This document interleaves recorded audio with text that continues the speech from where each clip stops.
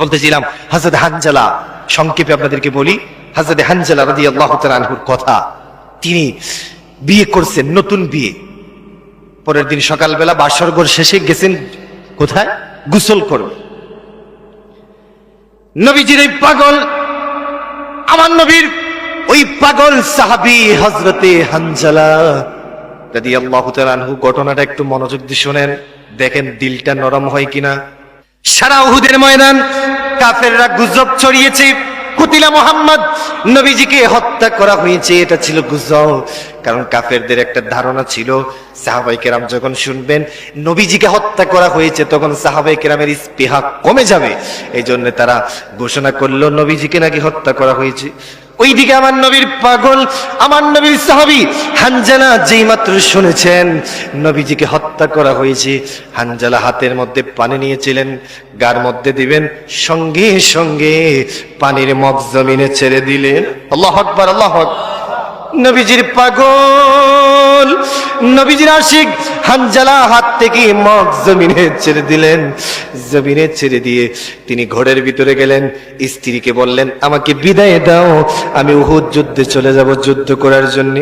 স্ত্রী বলেন গতকালকে নাকি বিয়ে হইল, গতকালকে আমাদের বিয়ে হয়েছে, এখন আপনি চলে যাবেন কেন?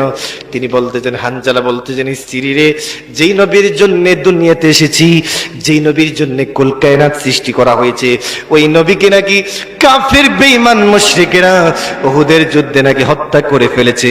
আর আমি হানজালা, নবীকে হত্যা করা হবে, আমি হানজালা বাড়িতে বসে থাকবো, এইরকম আমি হানজালা হতে পারবো না। বলেন আল্লাহু আকবার। স্ত্রী তুমি আমাকে বিদায় দাও, আমি চলে যাই উহুদের যুদ্ধে বলে নবীর পাগল, নবীর আশিক হানজালা বিদায় হয়ে উহুদ যুদ্ধে চলে গেলেন।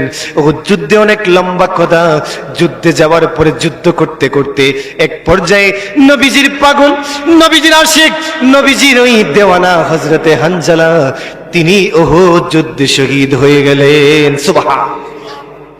হযরতে হানজালা উহুদ যুদ্ধে শহীদ হয়ে গেলেন। ওইদিকে হানজালার স্ত্রী দৌড়াতে দৌড়াতে নবীজির কাছে আসছেন। নবীজির কাছে এসে বললেন, ইয়া রাসূলুল্লাহ, আমার স্বামী উহুদ যুদ্ধে এসেছিলেন, হুজুর একটা কথা আমি বলতে চাই। বলে কি কথা? বলে গতকালকে আমাদের বিয়ে হয়েছিল, বাসর ঘর হয়েছিল, আমার স্বামী তো গোসল করে নাই, গোসল না করেই চলে আসছে, আপনি একটু আমার স্বামীর গোসল করার ব্যবস্থা করবেন। আমার রাসূল সাহাবায়ে কেরামদেরকে বললেন, সাহাবীরা রে, তাড়াতাড়ি তাড়াতাড়ি করে হানজালার লাশ আমার সামনে আনো। হানজালা গোসল করে নাই, গোসল ফরজ ছিল হানজালার উপর। এবার সারা উহুদ যুদ্ধ, উহুদের ময়দান তন্ন তন্ন করে খোঁজা হয়, কিন্তু হানজালার লাশ পাওয়া যায় না, হানজালার লাশ পাওয়া যায় না, হানজালার লাশ পাওয়া যায় না। সাহাবায়ে কেরাম বললেন, ইয়া রাসূলুল্লাহ, হানজালার লাশ তো পাওয়া যাচ্ছে না, উহুদ যুদ্ধ আমরা তন্ন তন্ন করতে, জোর হানজালার লাশ পাওয়া যাচ্ছে না, জানি না কোথায়। আমার নবী একটু চিন্তায় পড়ে গেলেন, হানজালার লাশ কোথায়? এবার আমার নবী যখন চিন্তায় পড়ে গিয়েছেন, সঙ্গে সঙ্গে জিব্রাইল এসে কই, ইয়া রাসূলুল্লাহ, হানজালার লাশ উহুদ যুদ্ধে আপনি পাবেন না, উহুদের ময়দানে হানজালার লাশ নাই। বলে কোথায়?